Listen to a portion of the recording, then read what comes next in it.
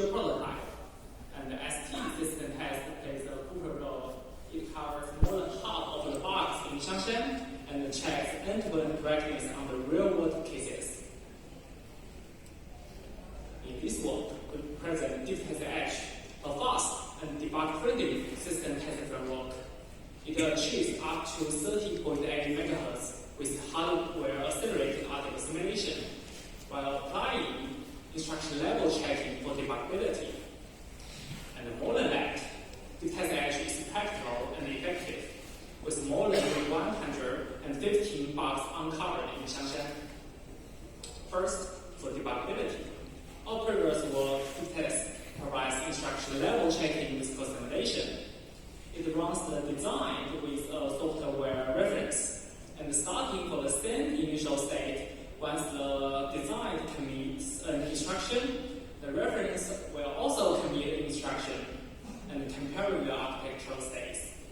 Okay, and then once a mismatch detected, the bug is localized to a single instruction. So, in this way, the customization offers well debuggability, but speed becomes a new problem. Traditional software-based customization runs the processor design on a audio simulator, such as Relator or DCS, and the overall customization speed is limited by the audio itself, with only a few kilohertz, further to meet the demands of large-scale processor verification. So, to accelerate customization, we move the processor design to hardware platforms such as Emulator or FPGA. It allows the audio design to run at 1 to 100 MHz with up to 10,000 times of speed up. And in the meantime, the software reference also runs at around 100 MHz. However, the overall processing speed is still only a few tens of kilohertz. So, what's the gap? Between the ideal design speed and the reality processing speed, hardware and software communication becomes a bottleneck. It consumes more than 98% of overall processing time, and it becomes the key for verification acceleration. So, what is the communication? Taking our prior work DiffTest as an example, it verifies 32 types of architectural events, such as instruction, register, and exceptions. And each event will trigger one communication per cycle. So in total, it requires roughly 15 communications and 1.2 kilobytes per cycle. And moreover, each communication consists of 3 stages: communication startup, data transfer, and software process. The frequent multi-stage communication becomes a dominant bottleneck of speed. Then, how can we optimize communication? Among the 3 stages, the software processing latency can be easily hidden through a SYM transmission. So this work primarily focuses on the startup and transfer stage. For startup, the key is to reduce the communication frequency. We pack n short events into a single long packet, minimizing the number of startups. And for transfer, the key is to reduce the data. We fuse n events into one, such as a sequence of instructions to a single commit, reducing the data to transfer. Packing and fusion, the idea sounds simple, right? But when it comes to industrial scale processor verification, achieving fast and debug-friendly communication becomes challenging. The first challenge is structural diversity. As verification events have many types and they vary greatly in length, with up to 170 times difference. And more than that, the valid events change every cycle. Such diversity makes efficient packing difficult. And the second challenge lies in checking order across events. Since different events jointly complete the checking, fusing same-type events is often constrained by cross-type ordering, limits the optimization effects. Thirdly, fusion itself introduces new debugging issues. When multiple instructions are fused into a single check, it becomes hard to find out which instruction caused a mismatch. So, regarding the 3 challenges, we propose DiffTest-H, a Semantic-Aware hardware accelerated framework toward fast and debug-friendly communication. communication. For acceleration, especially frequency, we propose batch, a structure-wise packing method to reduce communication frequency under structural diversity. And for data volume, we propose squash, or order decoupling fusion, further to reduce data under order constraints. For the debugging issue introduced by fusion, we propose replay to preserve the instruction level debuggability. And then, let's come to batch.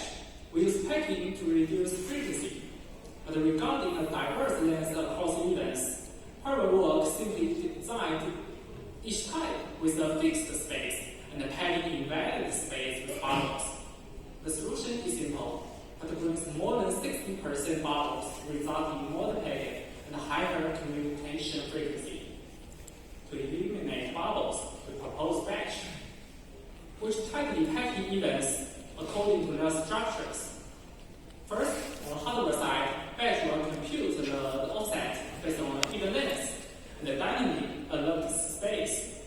And on the software, batch will also extract the mixed event in different cycles by their type and restore their structures.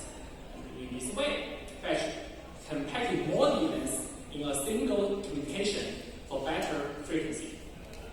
The next is squash. We use fusion to reduce data, but in practice, the fusion is limited by order constraints. Events like deception need to be checked at a specific instruction, and the parallel work simply breaks instruction fusion for correct order. As a result, the fusion frequently breaks and leading to a limited data reduction. For better fusion ratio, we propose squash to couple fusion with its order. For example, on the hardware, exception will be sent first, while instruction can continue the fusion, and then they are reordered in software for the correct check order. In this way, squash allows fusing hundreds of or thousands of instructions together with a great data reduction. However, fusion also introduced new debugging issues. When hundreds of or thousands of instructions fuse into a single check, it becomes hard to locate which instruction causes a mismatch. So in this work, we propose instruction-level debugging method. It is called replay. It will first buffer the original unfused instruction before fusion. And when a fused event fails the check, the software will notify the hardware to retransmit unfused events from the bubble. And then the software rechecks them one by one with a single instruction localization and detailed bug report, including the instruction operations, the mismatched registers, and more related information for better debugging. And now let's look at the overall workflow of DiffTest-H. It consists of two parts: accelerated simulation and the debugging layer. So first, in the simulation, the monitor first captures verification events on the design, such as instruction commits and exception. And then squash will fuse same-time events like the orange ones to reduce data. And batch will pack different types of events together to minimize the communication frequency. Then the pack is transmitting number of communities to software to overlap the persistent latency. Finally, the software check will reorder, will unpack them, and compare the design and the reference. And for debugging, the unfused events will first be backed up in the replay buffer. When a mismatch is detected, replay will resend and recheck these events one by one.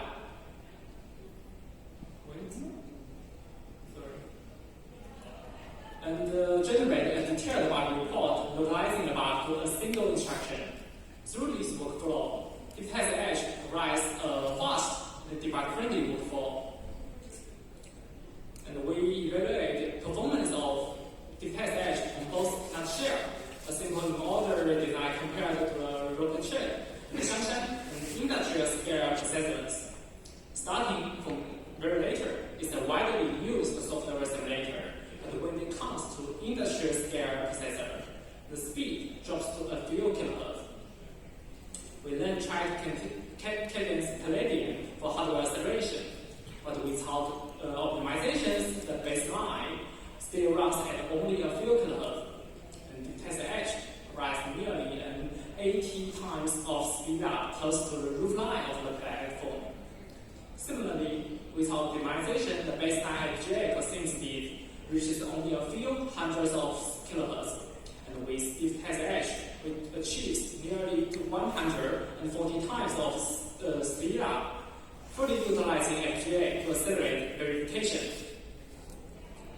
Finally, on Xiangshan practice, DiffTest-H achieves 13.8 MHz on FPGA, delivering over 2,300 times of speed up than later. It's now ready for faster verification in industry-scale processor verification. And we further break down the optimizations and evaluate the benefits of each technique. For the three stages of communication, batch will reduce the communication frequency by 43 times. Non-block will overlap software processing latency, and squash will reduce the data by 47 times.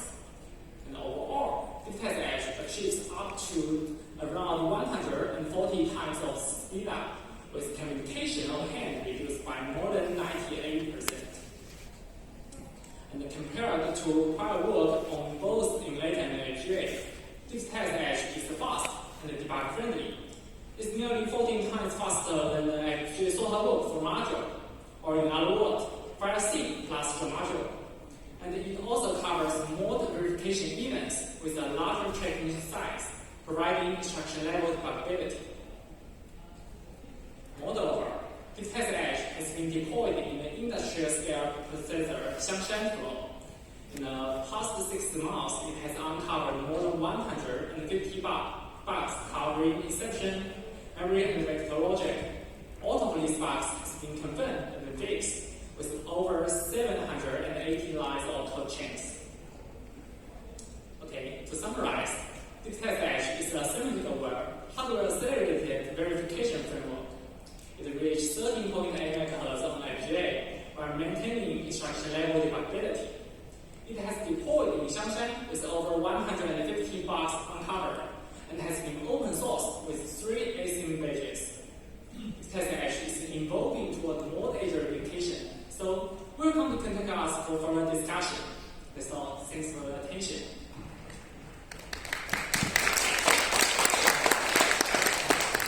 We have time for a couple of questions.